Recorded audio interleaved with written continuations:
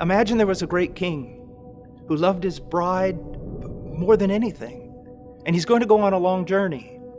And before he goes on that journey, he calls us, he calls you, he calls one man, and he says, you will be the steward, and you will take care of my bride. Now, she's most precious to me. Here are the decrees by which you will care for her. This is what you shall do and shall not do with her. You must fulfill everything. Your faithfulness will be rewarded. Your unfaithfulness, your unconcern for these decrees regarding my bride will be punished. And so the king goes on a long journey. And he's gone for a long time, and the steward begins to notice that the people are losing interest in the king.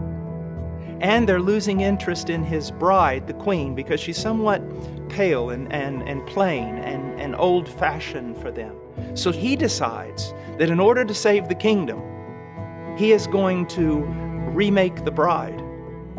And in doing that, he's going to change her simple but elegant white robe into something a bit more eye-catching and flashy. He's going to paint her face and change her hair and then parade her in front of carnal men in order to attract them somehow back into the kingdom. When that king returns, what is he going to do to that steward?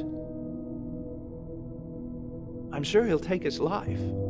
He'll judge him most severely. He'll look at him and say, who do you think that you are, that you would do this to my bride, especially in light of the specific commands that I gave you?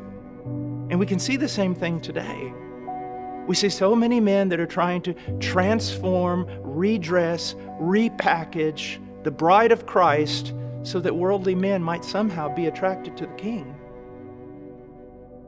I think those men should be extremely afraid.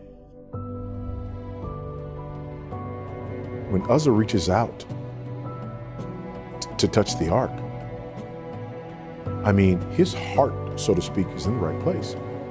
He loves the ark. He doesn't want the ark to touch the ground. And he reaches out and he touches it in a forbidden manner.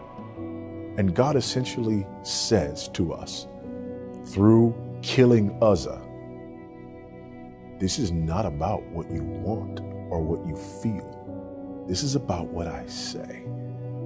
And that matters.